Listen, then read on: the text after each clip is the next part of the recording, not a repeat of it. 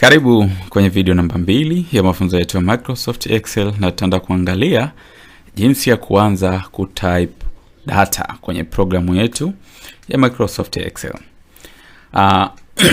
Katika video iliyopita tulishaangalia tayari namna ya kuweza kufanya customization ya interface yetu, na kwenye video hii tutataka kuangalia jinsi ya kutype. Hatua ya kwanza, hivi kwenye vijumba vidogo vidogo au vyumba vidogo vidogo ambao unaviona hapo juu, hapo kwenye interface yako hapa ndipo unaweza kutype data unazozihitaji. Kwa hiyo kutype unaweza kuja hapa na kuclick. Kuna vitu vile visikuchanganye. Hizi alphabet za juu pamoja na namba hizi za chini huko pembeni. Hizi zipo kama guide kuonesha kwamba chumba hiki ndicho unatype kitu fulani, na huku na kuonesha kwamba labda row hii ipo kwa ajili ya kutype kitu fulani, yani upo kwenye row namba fulani, ipo kama hivyo. Kwa hiyo twende tukaangalia. Hatua ya kwanza nitakuja kuclick kama hapa, utaclick tu kama hivyo. Na kisha utaanza kutype. Maana yake hapo ukisha click tu tayari panajipa option ya kutype, au unaweza kudouble click kama hivi ili mradi uweze kuona hii hapa kasa yako ina pop up.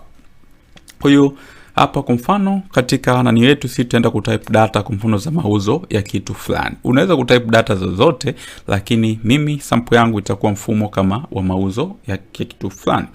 Kwa hiyo nitachofanya hapa click na nitakuja kuandika kwa mfano labda nitaandika msema kweli supermarket kama hivi, msema kweli supermarket, itakaa namna hiyo. Hapa kumbuka kwamba kuna vitu kadhaa. Cha kwanza kuna hii huku command group, kuna hii hapa ribbons ambayo ndani yake ina aina ya maandiko, lakini pia ina font size, ukubwa wa mwandiko, ina aina ya mwandiko, yani iwe kubwa kiasi gani au iwe ndogo, kupunguza na kuongeza.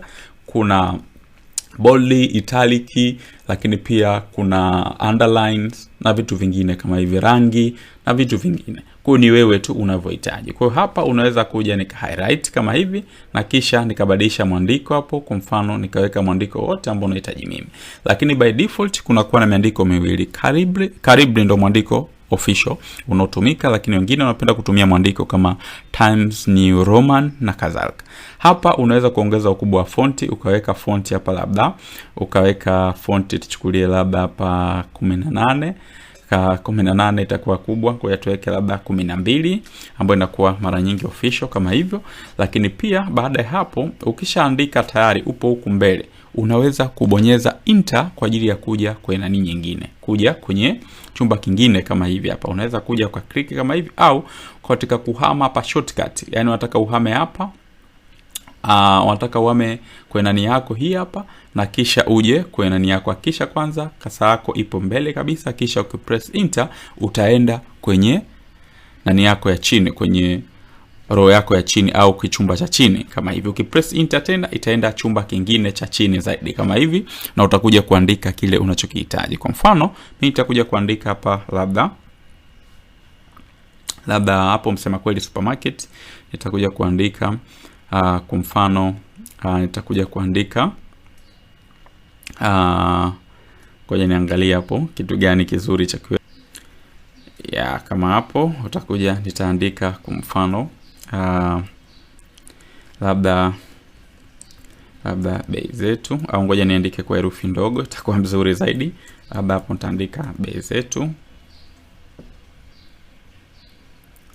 ni zako kama hivi, sawa na bure kama hivi inavyoonekana. Nitaandika kama hivi. Hiyo hapo itakuwa ni kama slogan. Baada ya hapo nitakuja kubonyeza enter tena ili mradi niende na ni za chini zaidi. Hapa nitakuja kuandika mauzo. Labda nitaandika mauzo ya wiki hii kama hivyo, nitaandika mauzo ya wiki hii. Kwa hiyo hapo nitakuwa nimepanga column 3. Ya kwanza jina ambayo itakuwa kama header hii hapa, msema kweli supermarket. Ya pili itakuja kuandika hapa kama slogan yetu ambao tunaitumia kama hivi, bei zetu ni zako, sawa na bure. Lakini pia 3 nitakuja kuandika huku mauzo ya wiki. Sasa hapa kuna kitu kimoja amba kisikuchanganye. Mara nyingi sana ukishaandika kama hivi huwa inaenda kwa mfano umeandika chumba cha kwanza kama hiki, maandishi yako yanaenda mpaka chumba cha pili au cha tatu au cha nne kama iliyofanya hivi. Kwa hiyo maana yake itaenda kuchukua hadi eneo jingine, kwa itakupea ngumu wewe kutype. Ukija kukliki chumba kama hiki, unaweza kutype hapo maneno yako yakaingiliana maneno yao, lakini unaweza kuyafiksi na kisha yakawa tofauti kabisa. Tutaenda kuangalia namna ya kuweza kufanya hizo fix. Baada ya hapo nitakuja tena hapa kwenye mauzo ya wiki kama hapa, kisha double click, nitasogeza hivi nani yangu mpaka huku mwisho, kisha nitakuja kubonyeza. Ukitaka ngoja nikuelekeze shortcut kidogo. Ukitaka kupeleka mbele kama huku iende kwenye chumba kinachofuata, unabonyeza, kuna button kwenye mouse yako kwenye keyboard yako hapo imeandikwa tab. Ukiklik tab inakupeleka kwenye kichumba kingine ambacho unaweza kuandika unachokitaka, na hapa mimi nitaandika labda wiki 1 kama hivi, lakini pia nitabonyeza tena tab, itaenda kwenye chumba kinachofuata, nitakuja kuandika tena labda wiki 2 kama hivi inavyoonekana. Sasa hapa unachotaka kufanya, njoo hapa kwenye hivi kichumba hiki hapa, ukiangalia hapa kwenye kuna kona hii hapa ndogo kabisa. Ukiklik hii kona inakuwa highlighted sheet yako yote kama hivi inavyoonekana. Kwa utachofanya, utakuja hapa utaweka kasa yako, itaonekana alama kama ya mkasi ya jumlisha kama hii hapa, na kisha hapa utaweka sehemu yote iwe hapa whatever, na kisha ukishaweka kama hivi utakuja ku double click. Ukisha double click itaenda kujigawanya na kila moja itakaa sawa sawa na spreadsheet yake husika. Kwa uta click hapa, kisha utaweka kama hapo, uta double click na kisha itajigawanya na itakuwa kama hivi inavyoonekana. Sasa hapa kuna kitu kingine. Kwa mfano kama hapa nataka niandike labda iende mpaka wiki 2-3 kama hivi inavyoonekana. Kwa unachotaka kufanya, utaklik, kuna formula inaitwa autofill.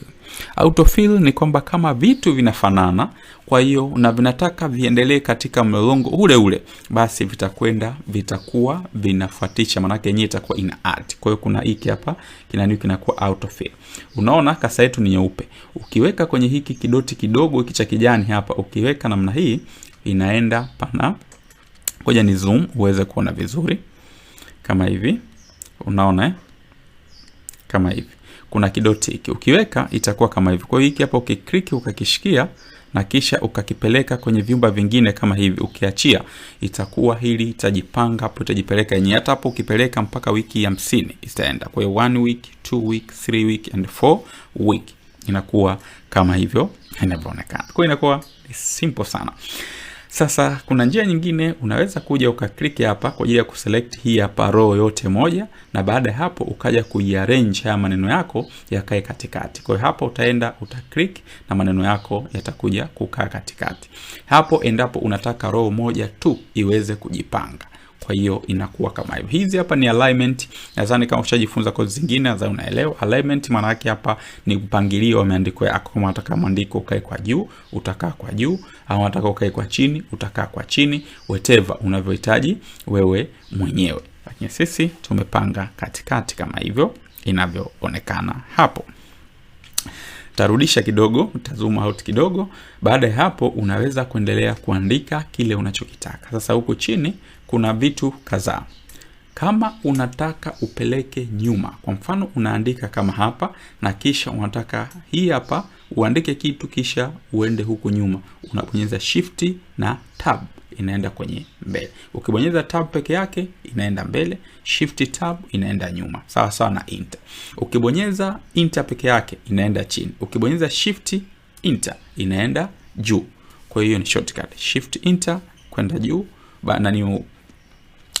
kwenda kwenye kichumba cha juu, shift enter peke yake kwenda kichumba cha chini. Kwa hiyo inakuwa kama hivyo. Kwa hiyo nitaanza kuandika maneno hapa, majina ya watu. Kwa mfano hapa nitaandika Mohamed.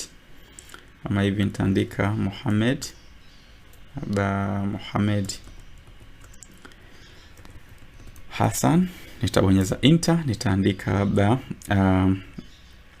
Andrew Andrew, andika hapa Andrew Cosmas. Nitakuja kuandika Amina Miraj kama hivi. Nitakuja kuandika Emmanuel John kama hivi, na hapa nitabonyeza enter tena. Nitakuja kuandika labda Rashidi Kawawa kama hivi, namna hii. Sasa nishaandika majina yangu tayari, lakini pia baada ya kuandika majina yangu nahitaji niweze kujaza data huku mbele. Kwa hiyo data zinawezekana hapa nataka mauzo, kwamba hawa ni watu wangu ambao wameuza, na kila mmoja ataandika wiki ya kwanza ameuza kiasi gani na wiki ya pili ameuza kiasi gani. Kwa hapa nitachofanya, nitakliki kama hivi na kisha nitakuja kuandika hapa. Kwa mfano nitaandika kiasi cha pesa, labda niandike kiasi kidogo tu kwa just as a sample. Nitaandika hapa 1000, nita press tab kwa ajili ya kwenda kwenye kijumba cha pili hiki. Tab button imeandikwa tab, tab. Kisha hapo nitakuja kuandika 2000 kama hivi. Sasa baada ya kuandika 2000 namna hiyo, hapa sasa ukija kukliki kama hivi kama kawaida, napo kama namba ambazo zinafanana rate yake, kwa mfano hapo labda 1000, 2000, 3000, 4000, 5000 na kuendelea. Kwa hiyo hapa nikija kuweka hii hapa autofill yangu namna hii, nikija kuiweka hapa autofill. Kwa hiyo nikija hapa namna hii kisha nikaivuta, basi zitakuja kujia. Control ngoja turudi nyuma.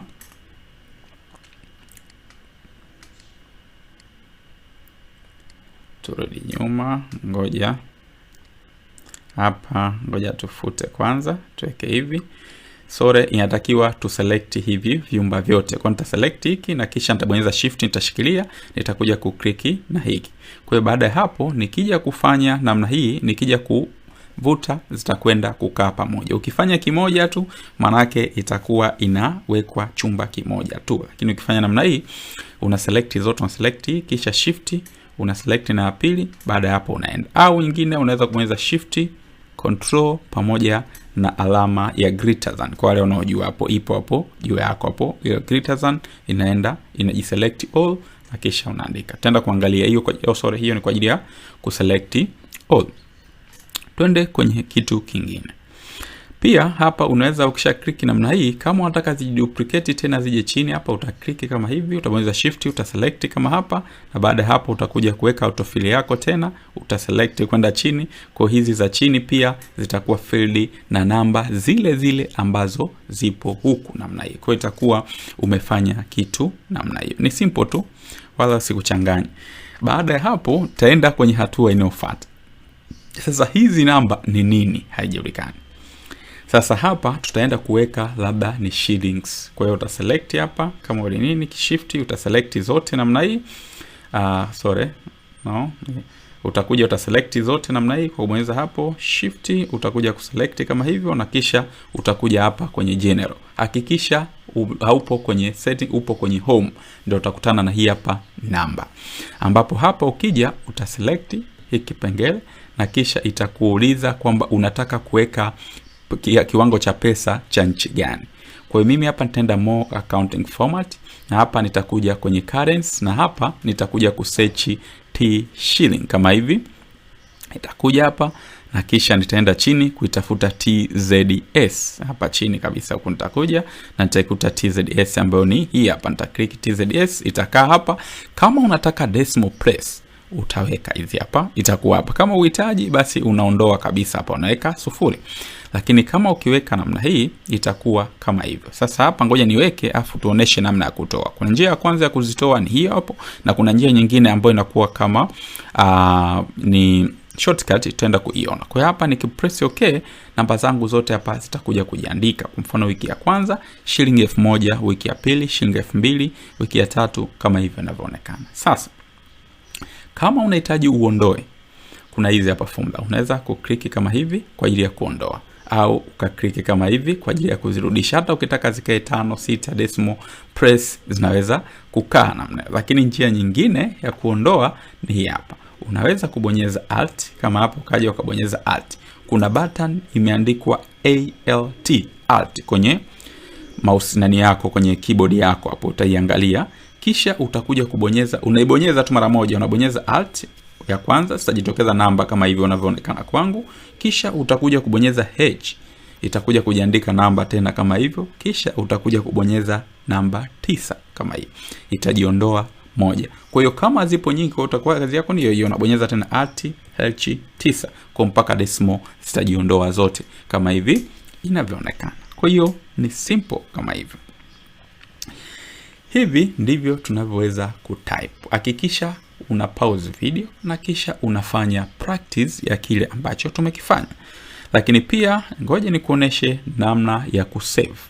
Kusave kama kawaida hapa unaweza kuja na kisha hapa hii save imekaa kama hapo, hakikisha inakaa hapo, inakuwa rahisi ukiweka save yako kwenye quick access. Kwa hiyo ukiklik itakupeleka moja kwa moja kwenye option ya kusave, na hapa utachagua unataka usavie wapi kwenye kompyuta yako. Mfano mimi hapo nitachagua hapa desktop, nitaenda kwenye save kwenye document yangu hapa kama hivi. Hapa nitakuja kuandika jina labda mafunzo Excel kama hivi, mafunzo Excel, na kisha nitakuja kuandika okay. Itakuwa tayari ipo saved hii kazi yangu. Kwa itakuwa tayari hapo ipo saved namna hiyo. Hii ni video namba 2 ya mafunzo yetu ya Microsoft Excel, na tumeangalia namna ya kutype data. Tutakutana kwenye video namba 3 ambayo tutaenda kuangalia kitu kingine. Kitu tunachotaka kukifanya kwamba practice hiki ambacho mimi nimekifanya au nakifanya hapa, ili mradi na wewe uweze kumaster. Asante na nikutakia wakati mwema, tukutane kwenye video namba 3.